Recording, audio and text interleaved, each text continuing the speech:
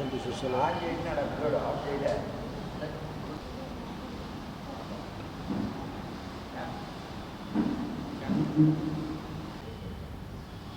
అదేనే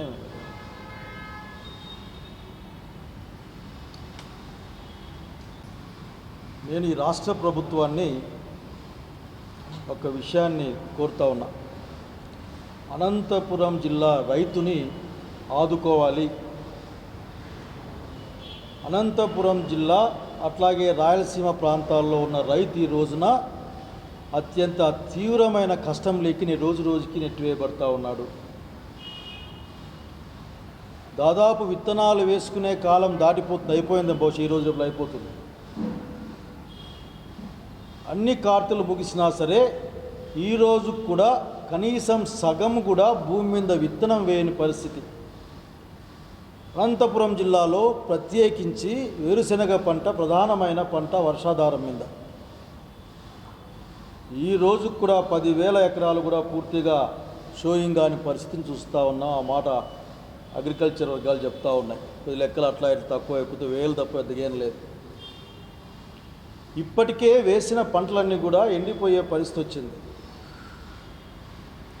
విత్తనం భూమిలో ఉంది, మొలకొస్తే నీళ్ళు లేక ఇబ్బంది పడే పరిస్థితి. వర్షాలు చూస్తే ఒక్క రోజు రావడం లేదు.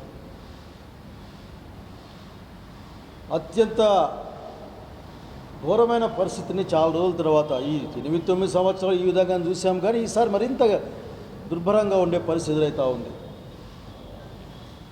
ప్రత్యేకించి ఈ నెలలో మొత్తం విత్తనం అయిపోవాలి. 40% తక్కువ ఉంటుంది ఇప్పటికి వర్షం. ఆ లెక్కలో ఉపయోగం లే. పదునైతేనే విత్తనం వేస్తారు. పదునయ్యేంత పరిస్థితి ఇంతవరకు కనపడలేదు. కనుక నేను ప్రభుత్వాన్ని ఒకటే కోరుతా ఉన్నా, అనంతపురం జిల్లా రైతు ఏ రైతు అయితే అనంతపురం జిల్లా ఖ్యాతిని దేశం మొత్తం విస్తరించాడో, ఏ అనంతపురం జిల్లా రైతు అయితే పండ్ల తోటల మిగతా పెంపకం ద్వారా, వర్షాధార పంటల ద్వారా అసలు ఇంత కష్టంలో ఉన్న కరువు ప్రాంతంలో కూడా రైతు నిలబడి వ్యవసాయం చేసి దేశానికి ఆదర్శంగా ఉన్నాడో, ఆ రైతు తీవ్రమైన దుర్భిక్షంలోకి నెట్టివేయబడతా ఉన్నాడు. భూమిలోకి వేసిన విత్తనాలు దొరకకుండా పోయే పరిస్థితి. అట్లాగే ఈరోజు కూడా పై భాగాల్లో పెద్ద ఎత్తున వర్షాలు రావడం వలన హెచ్ఎల్సి నీళ్ళు సఫిషియెంట్గా వస్తాయని సార్ అంటూ ఉన్నారు. ఇప్పటికే చేరుతూ ఉన్నాయి. మనకు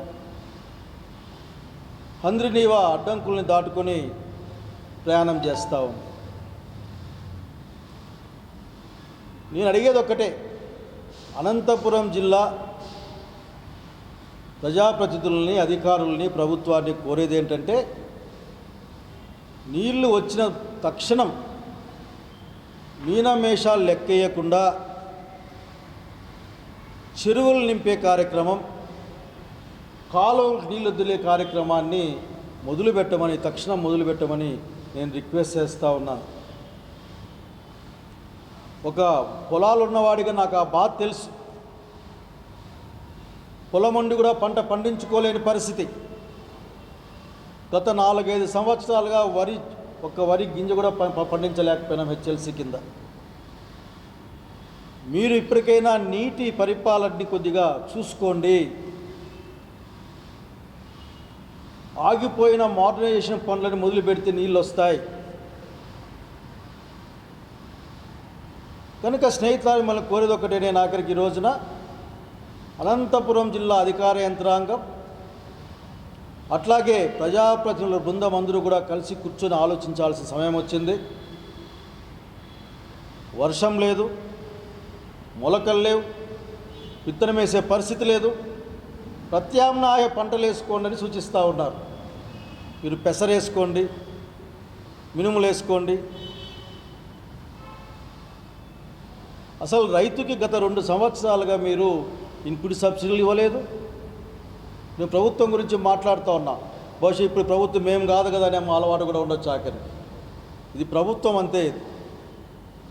ఏదో ఒక పార్టీ అధికారంలో ఉంటుంది, ఆ తర్వాత ఆంధ్రప్రదేశ్ ప్రభుత్వంగా మారుతుంది. కాబట్టి ఆంధ్రప్రదేశ్ ప్రభుత్వాన్ని కోరుతా ఉన్నాం, ఎన్నడూ లేనంత విధంగా అనంతపురం జిల్లా రైతు ఇబ్బందుల్లో పడబోతూ ఉన్నాడు.